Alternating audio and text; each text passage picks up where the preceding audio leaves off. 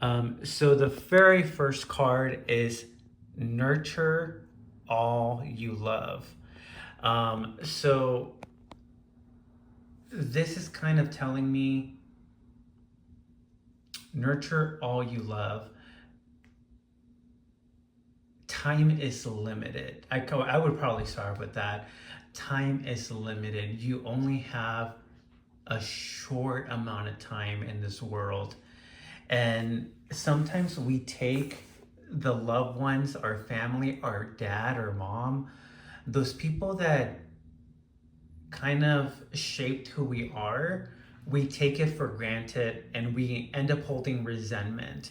And we keep that resentment day after day, month after month, year after year. And then we kind of just essentially just forget that those people really taught us what life was going to be about. Whether that was a bad teaching or a good teaching, it was still a teaching that kind of shaped who you are. So nurture all you love. One of the colors that I'm picking up here is obviously the white, which in the dreams of Gaia, that white means air. So it means, how do you view the people you love? Um, are you seeing them are you still seeing them as the people that raised you? Or are you now seeing them as people that raised you the best way that they possibly could, even with all their flaws? And now you have forgiven them. Now you've lifted all of that, I guess that resentment, but also when you carry resentment, you're also carrying like extra emotion, because now you're looking for an opportunity to jab back at them for the way that they treated you. You're kind of always looking for a way to accuse them. But when you really truly learn to love them unconditionally, that frees you up and that gives you a better quality of life. So once again, I'm focusing on nurture over love, and I'm focusing on the colors of the tarot card. And then I just tell the person, this is what your overall idea will be for today's reading. And then me personally, I love like the suspense of a tarot reading. So I don't flip all the cards at the same time. So I usually start with the past. So what's here? This is the 8 of Fire. So I guess the 8 of Fire, and I'm still learning this deck, and if I sound like I'm mumbling, I do apologize for that. As some of you, I've seen some reviews online that people think that Dreams of Gaia can be a very difficult deck to read, and right now that's definitely showing. So the 8 of Fire means that you have in the past, so if this is in the past, it means that you've been able to reach your maximum creativity, and to the point that it's transforming the way that you express yourself. So you've let that creativity be free as it possibly can, to the point that now it is transforming you, and now that creativity is a piece of you. So that's what's happened in your past. And then I try to connect it back to nurture all that you love. So for example, in this case, I don't necessarily see the connection again of like nurture all you love in the past.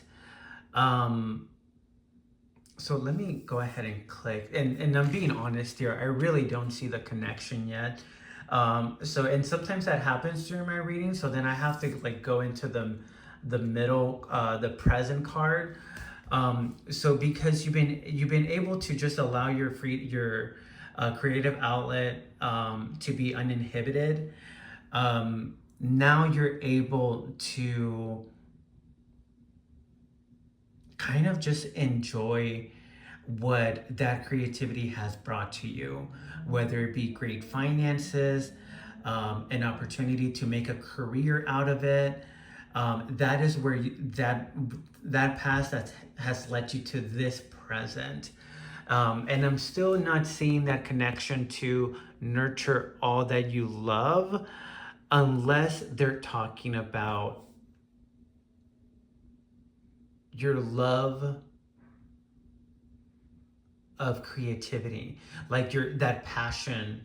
So it's probably not talking about an actual person. Like at first I thought this was talking about a family, like loving your family, but I'm thinking that it's talking about what you're passionate about. Like if you were someone that creates music, and music has really opened the doors for you, this card, like this reading, going back to nurture all that you love, can really be about loving the way that you express yourself through music or through art or through painting, whatever it is that your creative outlet may be. This reading is about nurturing that, and allowing that art to be as authentic as it possibly can, especially when we live in a consumer world where we're all trying to sell something. This card is saying you do your art because you love it, not because you're trying to sell it. And then let's see what the last card is saying. So for your future, we have the Four of Earth, which means you're laying down a foundation,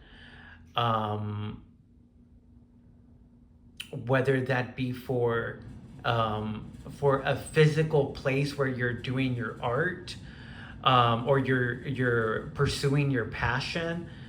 That's you're laying the foundation, for something greater. Yeah. So and like I said, I'm not making the connection as much as I can back to the nurture all you love. But then once again, I am doing just a mock reading. I don't have a person in front of me to pull energy from or to ask them questions, which I think it's something that is very legitimate. You should, as a tarot reader, you should feel comfortable asking questions, to the person that's seeking some sort of guidance. In this case, like if I did have a person in front of me and I was struggling to make certain connections, one of the questions that I would ask is, have you lost that love for your passion? Have you lost that love for creativity and invention? Because the cards are saying you need to go back to this. You need to go back to where, how that was a transformative experience for you.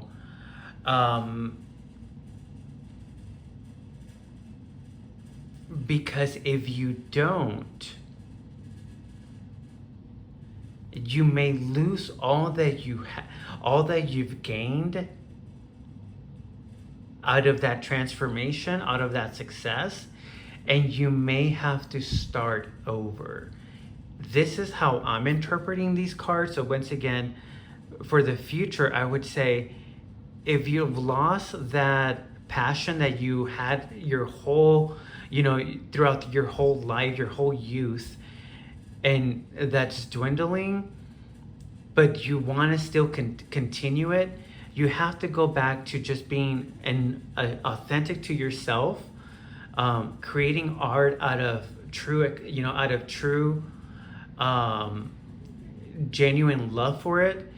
Because if you don't, you may lose what you've had,